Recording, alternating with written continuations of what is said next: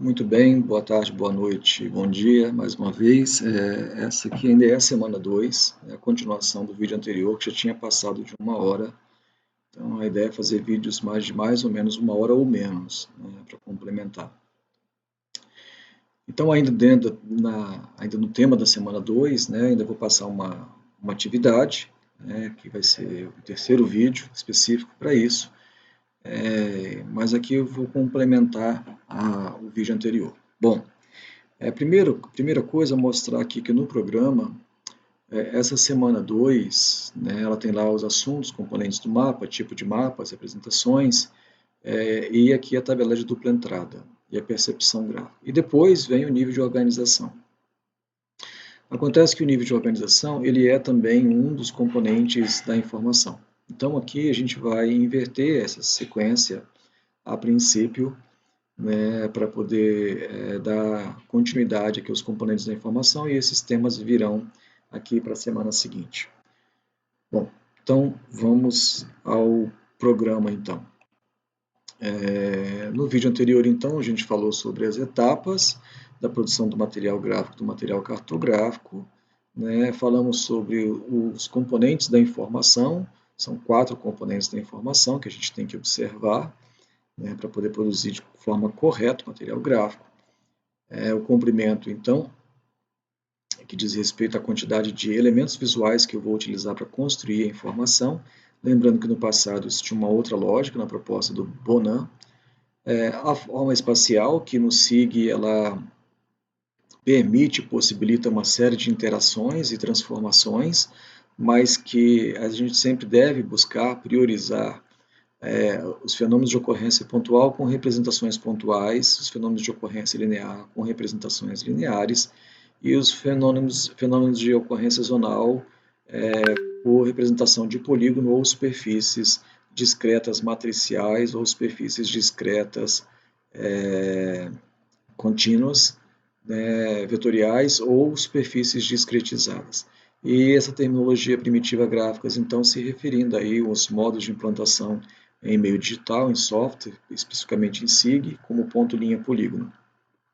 Bom, esses são 2 dos componentes da informação. Existem outros 2 componentes da informação.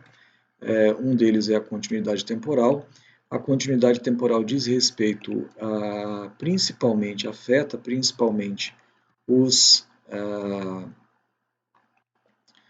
afeta principalmente gráficos, né? Em mapas, o efeito da continuidade temporal sobre a definição de coleção de mapas ou superposição, né? Então, normalmente, quando a gente o fenômeno tem continuidade temporal, a gente utiliza coleção de mapas, é difícil a gente trabalhar com superposição, apesar de existirem soluções para isso, mas eu vou comentar um pouco mais adiante, e o nível de organização, que talvez seja o coração e a essência da representação temática, dos mapas principalmente, né? Bom, então, dando sequência aqui no próprio material, né, quando a gente fala de continuidade temporal, então, está mais associado aqui à produção de gráficos, né? Então, aqui eu vou mostrar e também antecipar um pouco, né, porque a ideia de continuidade temporal, de continuidade no tempo, ela é um pouco complexa, né? É uma interpretação do produtor do material gráfico ou uma interpretação de senso comum por parte do usuário sobre como o fenômeno que está sendo representado na forma de um gráfico ou na forma de um mapa, como que ele ocorre ao longo do tempo. Então, aqui, talvez o exemplo nesse momento mais curto, mais rápido, para poder ilustrar, já que depois esse tema será voltado lá na produção de gráficos, é mesmo aqui a partir de um gráfico, né? Então, um dos exemplos mais clássicos que eu posso citar aqui seriam os meses de janeiro, fevereiro, março até dezembro de 2021, e aqui a temperatura média de uma determinada localidade. Bom, numa segunda coluna aqui eu teria então a precipitação nesses meses, acumulada nesses meses.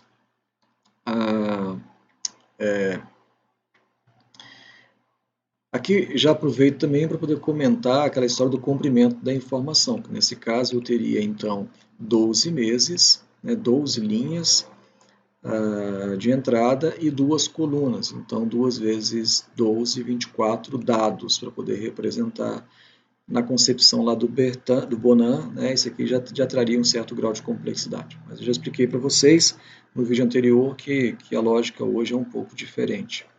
Bom, repare que nesse caso eu posso produzir o gráfico de uma forma muito simples, basta selecionar os dados e pedir tanto aqui quanto no Calc, que é gratuito, né, o LibreOffice, o OpenOffice, a gente pode pedir qualquer um desses tipos de gráficos que aqui estão, para poder representar esses dados.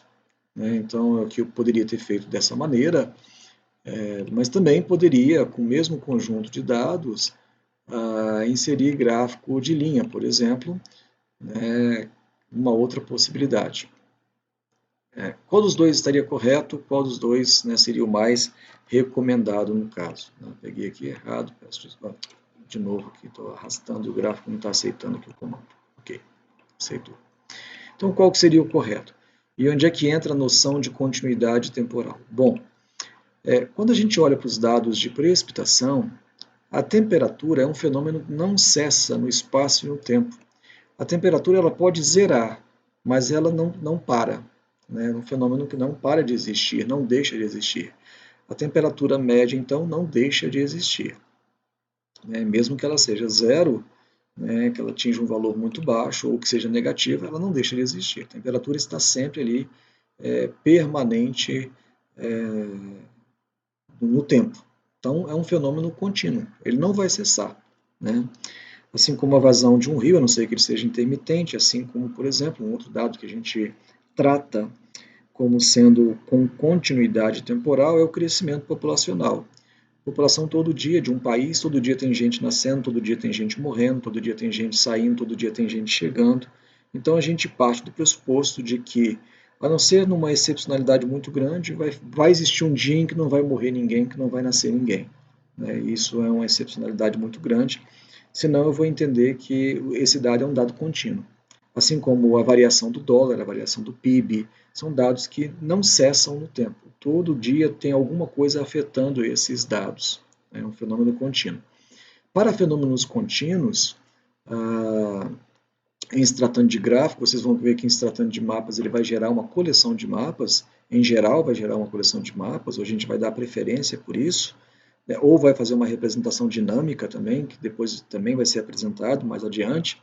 Mas para gráficos, por exemplo, quando a gente lida com dados contínuos, como é o caso da precipitação, o correto é a gente utilizar representações do tipo linha e não do tipo coluna, porque as colunas elas indicam que há uma ruptura na sequência dos dados. Então, neste caso, o correto para a temperatura é um gráfico de linha. Por quê? Porque a temperatura não parou em momento nenhum. Não teve um dia que hoje não teve temperatura. Nós ficamos 5 dias sem temperatura. Não, isso não existe. O contrário acontece com a precipitação. A precipitação, por sua vez, é um dado que cessa no tempo. Né? Então, ou seja, toda a chuva, por exemplo, do mês de junho, aqui nesse caso, poderia ter acontecido num único dia. Então, se eu coloco uma linha, a impressão que passa é que a chuva foi diminuindo, diminuindo, diminuindo, entrou no mês de maio já diminuindo, continuou pequeno no mês de junho, voltou a subir, e não é isso que aconteceu. A chuva, inclusive aqui poderia ter um dia sem dado nenhum de chuva. A chuva pode cessar em um mês desse qualquer, como a gente teve aqui o caso, né, em alguns momentos aí, em que o evento de chuva cessa completamente. Você pode falar, mas zero também é um dado. Mas significa dizer que neste momento o fenômeno não estava acontecendo. Né? Então, por este motivo, a gente usa o gráfico, em geral, o gráfico de colunas, né, justamente mostrando aqui a separação. Os programas normalmente permitem que a gente aqui trabalhe esse afastamento lateral, aqui, essa sobreposição dos dados. Deixa eu só lembrar aqui para que lado que ele amplia aqui, acho que está ampliando lá, né? Então, e aí ele vai se parecer, né, na medida em que eu for colocando esses dados mais largos, ele vai ficar parecendo até mesmo com um outro tipo de gráfico chamado histograma. O histograma é um gráfico diferente, lá na parte de tratamento de dados com gráficos, vocês vão ver que é uma outra lógica, né? Então aqui a gente tem que manter o espaçamento obrigatoriamente, porque a gente precisa dizer para o usuário, olha, o dado, esse aqui é o dado desse mês. Como que ele se distribuiu aí dentro, eu não estou te dizendo. Eu sei que acumulou tanto. Pode ter caído tudo num dia só, pode ter caído em 2 dias, ou pode ter chovido o mês inteiro, eu não sei te dizer. Não é esse o meu objetivo, é mostrar o acumulado. Então, a ideia de continuidade temporal é essa, ou seja, o fenômeno contínuo, ele continua ao longo do tempo em que ele está sendo monitorado, dentro daquele intervalo de tempo que ele está sendo monitorado, ele é contínuo. E aí eu vou fazer uma representação contínua dele. Ou o fenômeno cessa ao longo do tempo em que ele está sendo monitorado. Ele para, desaparece, não acontece. E aí eu vou fazer uma representação descontínua dele ao longo do tempo. Tá? Então, é por isso, inclusive, que existe o gráfico denominado gráfico diagrama ombrotérmico. O diagrama ombrotérmico ele concilia as duas representações, aqui eu não vou montar agora, mas é possível. Ele concilia as duas representações, né, sendo que um dos eixos é o dobro da escala em relação ao outro eixo. Ele utiliza dois eixos, um para temperatura e outro para precipitação, né, e um o dobro do outro. Quando não essa sequência não segue, né, aqui a gente dá um outro nome ao gráfico de precipitação e temperatura. Mas isso está tudo explicado no capítulo sobre tratamento de dados com gráficos. Okay? Então aqui era só para poder apresentar a noção de continuidade temporal. Retornando então, a outra questão que seria abordada seria o nível de organização ou o nível de medida, né, o significado cognitivo da informação. Então esse aqui é um tema um tanto quanto extenso, né, e por isso está num segundo vídeo. Bom, toda informação que a gente quer transmitir para alguém, junto com a informação, tem um significado, que aqui está sendo tratado como significado cognitivo. Ele tem a ver com os dados, sim. Né? Então, alguns autores, vou citar aqui, não vou colocar nomes aqui nesse momento, talvez, respeitando as particularidades de cada um dos autores que trabalham nessa área, mas alguns autores tratam, por exemplo, fazem uma associação direta entre o fato do dado ser de um determinado tipo e o nível de medida desse dado.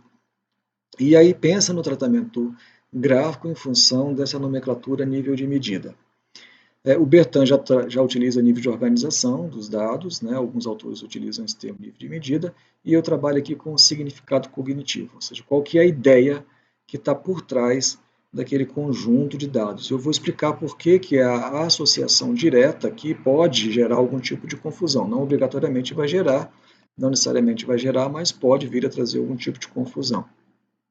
Bom, quais seriam, então, os níveis, né, cognitivos, quais que seriam as ideias contidas na informação que eu quero transmitir? Então, são três as ideias essenciais, assim, que devem estar no conjunto de dados com o qual eu vou lidar. Uma das ideias que eu posso, né, querer transparecer para o usuário é a ideia de seletividade. Em geral, a seletividade encontra-se associada a dados do tipo texto. Então, quando a gente normalmente abre um mapa, né, a gente tem lá um texto dizendo alguma coisa, por exemplo, aqui nos dados do Covid, cura ou óbito. Repara que quando eu abro a tabela de atributos desse dado, que talvez demore um pouco para poder abrir em função do tamanho desse banco de dados, eu tenho aqui alguns dados de diferentes tipos, né? Repare que aqui eu tenho CPF, eu tenho aqui raça, cor, eu tenho aqui o país de residência, o sexo masculino e feminino, ou como queiram tratar hoje em dia, aqui o endereço que eu não vou estar mostrando, o tipo de comorbidade ou o tipo de sintoma que ele teve, né? Então aqui, repara que isso aqui, esses campos de atributos, quando a gente olha aqui as propriedades dessa camada de dados, a gente observa que alguns desses dados, como por exemplo o sexo, é do tipo string, que é do tipo texto, né? Então alguns autores associam dados do tipo texto à ideia de seletividade, e em geral E, em geral, é isso mesmo que acontece, mas não necessariamente sempre é isso que acontece. Tá? Então, aqui, os dados com a ideia de seletividade, em geral, né, eles encontram-se associados ao tipo texto. Contudo, a ideia de seletividade, né, que também é chamada de dado qualitativo, né, então, repare que, mais uma vez, nível de medida, mapas qualitativos, algumas pessoas tratam assim, mapas qualitativos, mapas quantitativos. Né? Então, a gente tem que tomar um certo cuidado com essas palavras para não gerar confusão. Então, a ideia de seletividade é a ideia de qualidade, aparece inclusive em vários lugares como a ideia de qualidade. Qualidade aqui não como ideia de bom ou ruim, dado qualitativo, a ideia de uma coisa é diferente da outra. E essa mesma ideia de seletividade, de dado qualitativo, ela pode estar associada, por exemplo, a um número. Né? Então, o CPF de uma pessoa é um número bem grande, diga-se de passagem, são 11 dígitos, mas não traduz a ideia de quantidade. O CPF traduz a ideia de identidade, aquela pessoa é diferente da outra. O geocódigo de um município, como vocês viram aqui também, a gente tem aqui a identificação do caso, a identificação do paciente, não é uma quantidade, é como se fosse um endereço postal. Tá? Então, aqui eu poderia pegar esses dados do IBGE aqui também, né, abrindo aqui, o geocódigo. O que é o geocódigo? É a identidade. Isso aqui não é uma quantidade, né? É um número, mas não retrata uma quantidade. Retrata, sim, quem é esse indivíduo. Então, ele traduz, ó, esse é diferente desse. E nem ordem. Aqui não tem nenhuma ideia de ordem especificamente. Aqui a ideia é uma coisa é diferente da outra. Repara que o meu conjunto de dados ele pode ter essa característica presente, assim como outras características presentes, né? Como aqui, por exemplo, a Altamira do Paraná, né? Que está escrito com um problema aqui de codificação de caracteres, né? Então tem um probleminha aqui, mas a ideia que está por trás aqui é de que uma coisa é diferente da outra e eu posso ter vários tipos de dados aqui.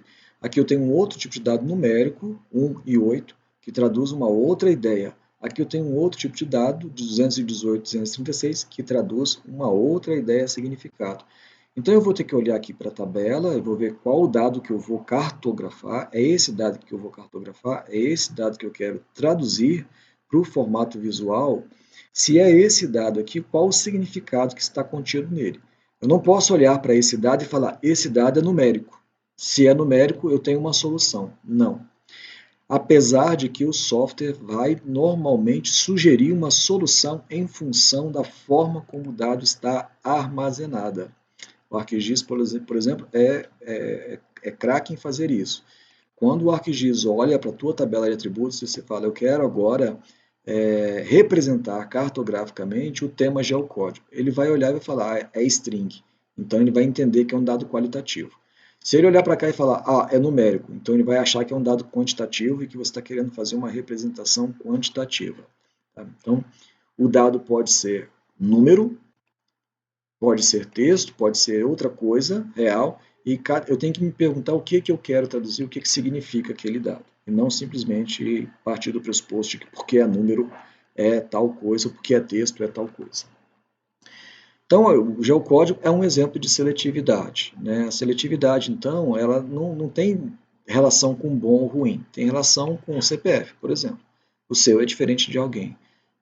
Município, por exemplo, município A é diferente do município B. Né? Existem dois tipos de seletividade nos dados. Então a gente tem que ficar atento que a seletividade ela se subdivide, assim como os outros níveis de organização também se subdividem. Então, por exemplo, a seletividade pode ser dividida em seletividade associativa e seletividade dissociativa. O que significa isso? A associativa significa que quando eu olho para o conjunto dos meus dados, eu vejo subgrupos de elementos. Todos eles são diferentes, todos os municípios do Paraná são diferentes. Mas eu posso olhar ali com um pouco mais de calma e falar, olha, esses daqui pertencem a uma mesma região de planejamento. Então repare que são coisas diferentes, mas eu digo, aquilo ali faz parte de um grupo. Eu visualizo um grupo ali. Tá? Eu posso olhar para a sala de aula e olhar para todos os alunos. Cada aluno é um aluno diferente. Mas eu posso olhar para lá e falar, não, existem dois grupos aqui dentro. um grupo do gênero masculino e um grupo do gênero feminino, ou do sexo masculino e do sexo feminino. Há uma certa divergência sobre o uso desses termos, que eu não vou entrar aqui agora no mérito da questão. Então, eu posso olhar para um conjunto de dados e enxergar ali e tratar eles como sendo seletividade dissociativa, ou seja, cada indivíduo é um indivíduo e ponto final, não tem ali dentro, não vejo subgrupos ou não tenho interesse em mostrar os subgrupos. Eu vou tratar aquilo como sendo cada um um. Ou eu olho para ali e eu vejo que ali há subgrupos e eu quero então que os usuários também visualizem o que eu estou querendo que eles visualizem, que é a presença de subgrupos. Apesar de todo mundo igual, ali dentro tem coisas que são mais parecidas ou que se agrupam. Essa é a ideia de seletividade. Tá? Então, aqui um exemplo, atividade econômica. Né? Eu posso olhar aqui para algumas atividades econômicas, como, por exemplo, banco, indústria moveleira, praça, mineração, e falar bem assim, bom, isso aqui, cada coisa dessa aqui é diferente da outra. E eu vou ter um tipo de tratamento gráfico para isso. Eu posso olhar aqui e falar banco, empresa de construção civil, hospital, indústria moveleira, mineração, extrativismo, padaria, indústria automobilística, farmácia, atividades econômicas. Cada coisa dessa aqui é diferente da outra. Então eu vou tratar isso aqui como sendo coisas diferentes. Ou eu posso olhar para esse conjunto de dados e falar, cara, indústria moveleira, indústria automobilística, indústria de alimentos e empresas da construção civil são setores, né, são atividades econômicas que pertencem, né, ao setor secundário da economia. E eu quero que o usuário visualize isso. Né? Então eu posso tratar isso como sendo coisas completamente diferentes e eu vou ter uma representação gráfica, visual, em que o usuário não vai perceber, né, que aqui existem subgrupos, ele vai, né, simplesmente vou tratar isso aqui como indivíduos diferentes, ou eu posso levar o usuário a perceber que existem, por exemplo, no conjunto dos meus dados, dois dados que são do setor primário da economia. Né, 4 dados que são do setor secundário e outros 4 dados que se enquadram no setor terciário da economia. Tá? Então, repare que a seletividade, né, é a característica de cada indivíduo é indivíduo. Mas, às vezes, eu posso enxergar isso e tratar isso simplesmente como sendo uma seletividade dissociativa, ou seja, não me interessa que existam subgrupos, ou eu posso enxergar os subgrupos e tentar mostrar para o usuário a partir da representação gráfica. Existem subgrupos aí dentro, são coisas diferentes, mas existem subgrupos. Tá? Bom, aqui um exemplo, então, de isso visto do ponto de vista espacial. Então, aqui eu tenho um conjunto de municípios, Curitiba está aqui em azul, né, e Pontal do Sul, Paranaguá. Mas eu também posso tratar isso com cores diferentes, mas eu também posso usar cores que vão remeter o usuário. Poxa, peraí, tem um conjunto de tons aqui, nesse primeiro momento eu vou chamar de tons, depois vocês vão ver que isso aqui é uma outra função, né? Tem um conjunto de cores aqui que me parecem que isso aqui forma um grupo e que isso aqui forma um outro grupo. Então eu posso induzir o usuário a visualizar que aqui tem esses indivíduos têm uma coisa em comum e esses indivíduos têm alguma coisa em comum. Tá? Então essa é a ideia da seletividade. Lá no software, né, a gente vai tratar isso com diferentes nomes, no ArcGIS, no QGIS. Aqui eu acho que eu utilizei só como exemplo, não, aqui eu utilizei como exemplo o ArcGIS, né, e o QGIS. Então aqui quando a gente abre a tabela de atributos, como eu mostrei com vocês agora há pouco, aparece ali, né, tratamento de dados, dados categóricos, também chamados dados categóricos, né, dados qualitativos, dados categóricos, em que ele vai propor, então, ele vai perguntar qual é o campo que eu quero cartografar. No momento que ele vira que isso aqui é um do tipo texto, ele já vai propor cores diferentes aqui para isso. O mesmo que pode acontecer no QGIS, né? Eu venho aqui e falo para ele, ó, estou lidando com dados, eu quero tratar essa informação aqui dos municípios, por exemplo, das mesorregiões, né? Então eu vou buscar aqui uma simbologia para esse material, né? E aí eu vou falar para ele, agora eu quero tratar o dado, por exemplo, bom, deixa eu ver aqui, acho que eu estou com o dado errado aqui. Sim, é porque, veja, aqui como eu estou na função de dado graduado, ele está procurando os dados que são do tipo número, né? Então aqui, como eu vou trocar aqui agora para categorizado, dado categórico, ele vai abrir para mim outras opções de dados, como, por exemplo, o nome do bairro. Então, ele vai falar, opa, nome do bairro, ok, não vou colocar aqui porque estão todos os bairros do Paraná aqui. Se eu colocasse aqui, de repente, mesorregião, ficaria mais fácil aqui, ó, as mesorregiões do Paraná.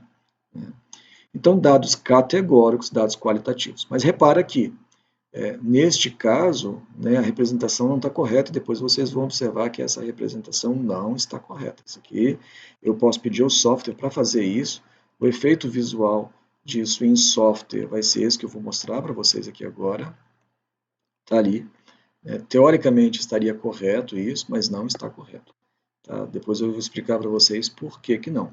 Então, a princípio, bastaria eu dizer para ele que eu estou lidando com um dado categórico, ou seja, dado de tipo qualitativo, ou seja, seletividade, e o tipo de seletividade. Neste caso aqui, o problema está na paleta que está sendo utilizada, que é uma paleta quente-frio, que não é apropriada para esse tipo de representação. Depois eu explico por quê. Então aqui, aí sim, cores diferentes para isso. Mas veja que eu também poderia tentar mostrar, opa, peraí, mas tem 3 regiões aqui que fazem parte de uma outra região, e aí eu vou buscar uma solução gráfica para isso. Muito bem, então isso em termos de tratamento de software é relativamente simples. Outra ideia que está presente, que pode estar presente, que além da primeira, não só a primeira, mas além da primeira eu posso ter presente no meu conjunto de dados a ideia de quantidade. Então existem os dados quantitativos. Bom, quantidade normalmente não está associada a texto, mas pode, principalmente porque o software que a gente está utilizando, quando a gente importa os dados, ele pode aqui, se a gente abrir a tabela de atributos novamente, ou melhor, veja que eu tenho aqui já o código, é um número, mas eu não sei se o software está lendo isso na forma de número. Então pode ser que o geocódigo ele esteja lendo na forma de texto, e está aqui, ó. Tá? Então, como ele está lendo na forma de texto, é um número, mas ele está lendo na forma de texto, ele só vai abrir algumas soluções para mim. Tá? Então, um dado numérico pode ser escrito e lido pelo computador na forma de texto. A gente vai ter que ficar atento à forma como o software lê esses dados. Se ele for lido na forma de texto, o software não vai conseguir tratar graficamente como um dado quantitativo. Então, aí a gente vai ter que buscar uma solução para isso. Existem também, assim como na seletividade, subdivisões em relação à quantidade. A quantidade, então, ela pode ser tudo quantidade, tudo dados numéricos, mas a gente pode olhar ali para os dados numéricos e enxergar os dados numéricos de diferentes formas. Uma das formas de enxergar os dados numéricos é tratá-los como quantidade absoluta. A ideia de quantidade absoluta é a ideia de que um dado independe, o valor dele independe dos demais. Então, falar que o município A tem 12 mil habitantes e que o município B tem 8 mil habitantes e que eles podem estar em lugares completamente distintos do espaço, ou seja, eu estou dizendo, olha, são valores que são valores apenas, são quantidades e uma não está necessariamente influenciando ou relacionada diretamente com a outra. Cada valor é um valor. Tá? Então, não tem ligação de um dado com o outro. Então, essa que é a ideia de quantidade absoluta. Quando eu olho para um dado e vejo a quantidade absoluta, eu tenho um tipo de tratamento gráfico para essa quantidade. Uma outra forma de olhar para a quantidade é falar que aquela quantidade é relativa, ou aquela quantidade é normalizada. São dois conceitos que se misturam na maior parte das bibliografias, mas que são diferentes. A quantidade relativa é uma porcentagem. Toda vez que você tratar um dado na forma de porcentagem, quando você divide lá a quantidade de domicílios com banheiro pelo total de domicílios, você está fazendo a porcentagem de domicílios que tem banheiro do total de domicílios. Quando você fala lá porcentagem de homens, é a porcentagem de homens em relação à população total, ou a porcentagem de mulheres em relação ao total. É população em relação à população. Agora, nem sempre a gente faz esse tipo de tratamento e obtém um dado relativo, que é uma porcentagem, com todo tipo de dado. Às vezes a gente pega, por exemplo, e normaliza o dado. O que seria normalizar? É eu fazer ele em relação a alguma outra coisa. Então eu posso fazer, por exemplo, população em relação à coleta de lixo. Repare que isso não é uma porcentagem, isso é uma normalização. Estou dividindo o total da população pelo total de domicílios que tem coleta de lixo. Então eu não tenho uma porcentagem, eu tenho um dado normalizado. Parece um valor lá 0, alguma coisa, que não é uma porcentagem. Em todo caso, os dois tipos de dados, tanto o dado normalizado quanto o dado relativo, eles também pedem um tratamento gráfico diferente de quando eu olho para o dado e digo, aquilo é uma quantidade absoluta. Isso tanto para mapa quanto para gráfico. Tá? Então, aqui vem a explicação então da quantidade relativa, que é porcentagem, né? E a quantidade normalizada, que é a forma de normalização. Aqui então, PIB per capita, por exemplo, é quantidade de dinheiro dividido por gente. Isso não é porcentagem de nada, isso é simplesmente um valor numérico, né? Uma quantidade normalizada. Mas, em todo caso, esses dois dados pedem o mesmo tipo de dado de tratamento gráfico, que é diferente do tratamento gráfico dado para dado absoluto. Tá? E ainda existe uma outra possibilidade de eu olhar para os meus dados numéricos e falar bem assim, olha, aqueles dados numéricos ali, na verdade, eles são uma ordem, uma hierarquia. Eles estão estabelecendo uma hierarquia. Essa hierarquia pode estar armazenada no banco de dados na forma de texto ou na forma de número. Essa hierarquia pode ser armazenada na forma de data também, né, número inteiro, decimal ou data. Então, aqui a gente tem de novo subdivisões, ordem no tempo, ordem quantitativa e ordem qualitativa. E os exemplos aqui, qualitativa ou seletiva. E os exemplos aqui, por exemplo, uma ordem quantitativa, ela pode ser forçada. Né? Então, vou pegar aqui realmente do começo, desculpa, minha garganta está bem seca. Vou dar uma pausa aqui e pegar água. Retomando então, uma ordem de tempo, por exemplo. Então, aqui, década de 90, né, dos anos 2000 e por aí vai. Estabelece-se uma ordem no tempo. Isso veio primeiro, isso veio depois, isso veio depois. E eu quero caracterizar isso também. Uma outra ordem, aqui a ordem quantitativa, né, corresponde à hierarquia das grandezas analisadas. Pode ser uma característica natural, como por exemplo pequeno, médio, grande, ou resultante de uma equivalência. Valores de 1 a 5 eu vou chamar de micro, valores de 6 a 10 eu vou chamar de pequeno, assim como acontece com o IBGE, o tamanho das cidades. Né? Município pequeno, município médio, município grande, por aí vai. É uma associação, né, que estabelece uma ordem, pequeno, médio, grande, a partir de uma quantidade. E existe ainda uma ordem seletiva, né? Por exemplo, aquilo é precário, aquilo é bom, aquilo é muito bom. Existe uma ordem que eu posso estar em dados com uma ideia de coisas, inclusive, distintas. Quando eu quero, por exemplo, tratar o assunto violência, né? Então eu posso pegar o tema assassinato, estupro, assalto e outros tipos de crime e tentar estabelecer ali dentro uma hierarquia, né, de violência. Né? Repara que, na verdade, isso aqui não tem quantidade necessariamente, tem uma tipologia de dado que eu vou tratar aqui tentando associar isso, né, à ideia de ordem.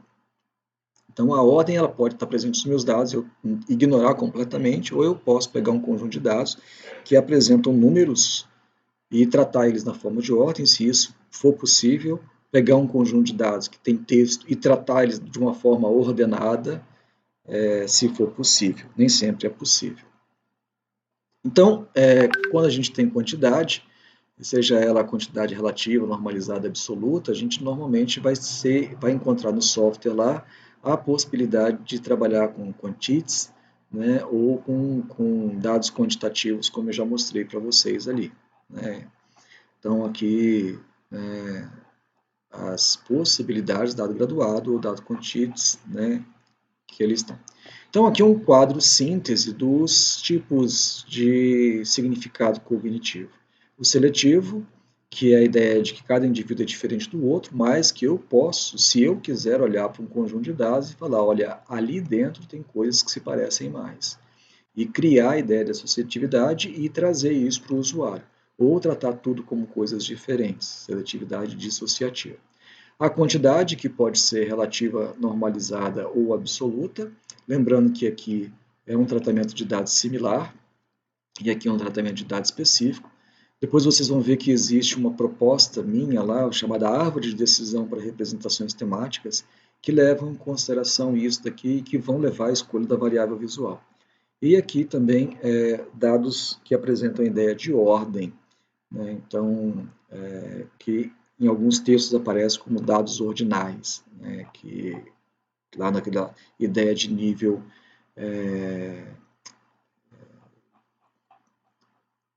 voltando aqui ao original aqui, né?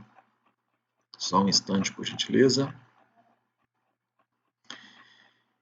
Ok, aqui então nível de medida. Nível de medida ordinal, nível de medida, então, é uma outra forma de falar sobre o tipo, o significado, né, dos dados, aquilo que eu quero traduzir em termos de levar o usuário a perceber em relação aos meus dados.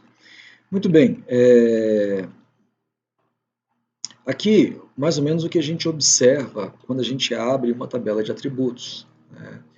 Então, quando a gente abre lá, a gente encontra linhas, também nominadas de tuplas em bancos de dados. Então, o que a gente encontra são linhas. Tem aqui uma linha, né, que é relativa a algum dado que está presente aqui no meu...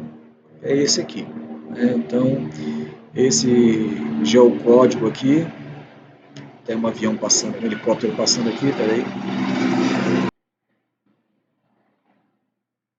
Acho que eu não pausei. Achei que tivesse pausado, não pausei. Bom, passou rápido também. Então aqui,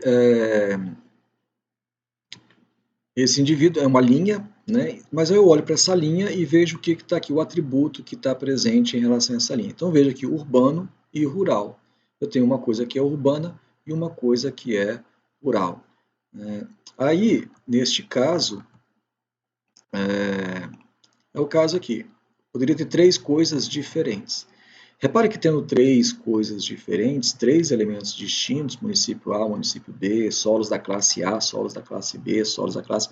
Nesse caso, eu vou tratar esses dados como sendo seletividade dissociativa. Ó, são coisas diferentes, portanto, eu vou ter que usar, fazer com que o usuário perceba que não existe nenhuma relação entre esses dados. São coisas simplesmente uma diferente da outra. Uma outra característica que eu posso olhar para os dados e enxergar é a associatividade. Então, eu posso olhar para o conjunto de dados e falar, opa, neste conjunto de dados, tem dois dados que têm alguma relação entre eles. Os Zs, existe o Z do tipo X e o Z do tipo Y. Portanto, eu vou fazer com que o indivíduo, o usuário, perceba que existem 1, 2, 3, 4, 5, 6 coisas aqui dentro que eu quero representar, mas que duas delas têm uma certa ligação. Então, eu estou puxando o caráter associativo. São diferentes, mas existe uma relação entre eles, né? Uma outra coisa que eu posso olhar para a tabela de atributos e enxergar são quantidades. E aí, mais uma vez, eu posso ter quantidades absolutas, como 5,5 e 6,3, e dizer ó, uma coisa não depende da outra, é o PIB, por exemplo, ou é PIB per capita, ou é, sei lá, o número de casos de dengue naquele mês, naquele município, e eu vou tratar isso como dado absoluto. Ou eu posso fazer um tratamento sobre esses dados, como, por exemplo, calcular a porcentagem desses dados em relação ao todo, ou normalizar eles em relação a um outro dado, como, por exemplo, dividir o total da população pela área, e aí eu vou ter um outro tipo de tratamento gráfico para esse tipo de dado. Ou eu posso ter ainda lá dados, né, que, por exemplo, as escolas, né, setores da economia, atividades do setor primário, setor secundário, setor terciário, ou escolas de primeiro grau, segundo grau, terceiro grau, ou uma equivalência qualquer que tenta estabelecer uma hierarquia entre os dados, seja ela no tempo, seja ela relativa à grandeza, seja ela natural, uma grandeza, uma equivalência natural mesmo. Escola de primeiro grau, escola de segundo grau, escola de terceiro grau, e assim sucessivamente. Cada um desses significados tem um tratamento gráfico diferente. Finalmente, aqui para fechar então o material de hoje, a gente tem que ficar atento que tudo isso que a gente viu aqui atrás Algumas dessas coisas, na verdade, tudo isso vai ser utilizado no processo de construção gráfico. Tudo isso que eu olhei aqui para trás, os componentes das propriedades, esses componentes da informação, né, todos esses elementos, eles serão utilizados. Né, o comprimento, se tem muito dado, pouco dado, a forma espacial, se é ponto, linha, como que acontece no espaço, como que eu consigo representar isso, se tem continuidade no tempo, se não tem continuidade no tempo, se a ideia que está contida é a seletividade, se além da seletividade associativa eu também vejo um dado quantitativo que está presente junto no meu banco de dados lá, na minha tabela, e eu quero representar essas duas coisas juntos. Então, tudo isso eu vou levar em consideração para poder planejar a solução gráfica. Mas eu tenho que lembrar que o próprio papel, que a própria tela do computador, ele tem características que vão me ajudar a trabalhar com essas características aqui, com esses componentes da informação. Então, algumas das características do plano bidimensional já ajudam a gente a fazer com que esses elementos apareçam. Então, o plano, a tela de um computador, um mapa, ele tem essas características, propriedades que aqui estão. Tem a característica de agrupamento, continuidade, ordem, grandeza, dimensionalidade e imperceptibilidade. Aqui para poder exemplificar, aquela mesma figura que eu tentei aqui mostrar que existem dois subgrupos a partir do uso da cor, eu conseguiria isso, esse mesmo efeito visual, simplesmente utilizando uma linha mais grossa, delimitando isso. Então, eu não precisaria desse monte de cores aqui para poder mostrar para o meu usuário que existem dois grupos. Uma linha grossa faria isso. Eu poderia, sem precisar fazer nada aqui, mostrar para o meu usuário quais são os dois maiores aqui. Eu não preciso aqui, se eu quisesse colocar, por exemplo, uma relação de área, né, mostrar aqui e colocar, ó, isso aqui é o maior, isso aqui, por quê? Porque isso já está presente nos meus dados. Também não preciso aqui usar cores diferentes para demonstrar que isso é diferente disso, porque a linha já separa isso. Então a ideia de quem é que se agrupa, quem é contínuo a quem é que é vizinho a quem é que vem primeiro, o primeiro, o segundo, o terceiro, também estão presentes no próprio gráfico. Janeiro, fevereiro, quando eu organizo os dados em um gráfico, essa ordem de tempo já se faz presente pela disposição dos elementos no plano. Então, o plano ele tem características que nos auxiliam no processo de traduzir para o formato visual, né, aquilo que a informação, né, de produzir a informação. E, lógico, quanto menos confusa for a representação gráfica, quanto menos elementos eu puder utilizar para que ela seja mais simples, mais rápida e menos confusa, melhor. Né? Então é isso que a gente vai objetivar com a produção do material. Bom, então, voltando aqui também ao programa, então essa temática que seria da terceira semana, ela está sendo tratada aqui, junto com as propriedades do plano, e na próxima semana, então na semana 3, vai entrar aqui com a tabela de dupla entrada, né, e outros elementos aqui, provavelmente virá aqui a variável visual para esse campo, junto com a tabela de dupla entrada, ok? Então, essas inversões a gente vai fazendo aqui. Então, por hora eu encerro a segunda semana e vai ter aqui um outro vídeo que é só sobre uma atividade, ok? Uma atividade prática para contar aí como atividade de presença para a atividade assíncrona, ok? Obrigado e bons estudos para todos.